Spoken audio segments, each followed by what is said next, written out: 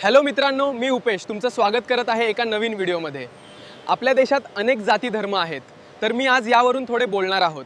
जाती भेदभाव म्हणजे माणसात जातीच्या आधारावर केला जाणारा अन्याय आणि भेद। भारतासारख्या देशात प्राचीन काळापासून जाती व्यवस्था अस्तित्वात आहे।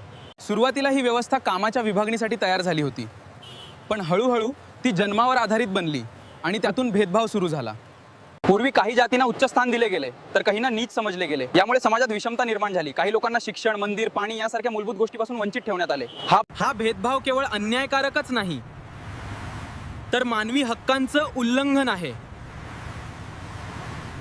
जाती भेदभावामुळे समाजात अनेक समस्या निर्माण होतात। समाजात तणाव आणि द्वेष वाढतो, लोकांमध्ये एकोपा कमी होतो, गरीब आणि दुर्बल घटक अधिक मागे पडतात। जाती भेदभावामुळे समाजात अनेक समस्या निर्माण होतात।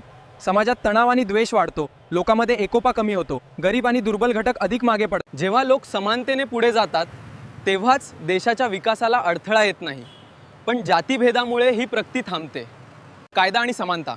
भारतीय संविधान प्रत्येक नागरिकाला समान हक्क देते। जातीच्या आधारावर भेदभाव करणे हा गुन्हा आहे, तरीही आजही काही ठिकाणी हा भेदभाव दिसून येतो। ही खूप दुःखाची गोष्ट आहे। आपली जबाबदारी, जाती भेदभाव दूर करण्यासाठी आपण सर्वांनी पुढाकार घेतला पाहिजे। प्रत्येक व्यक्तीला समान मान द्यावा, शिक्षणाचा प्रसार करावा, चुकीच्या प्रथा आणि विचारांना विरोध करावा।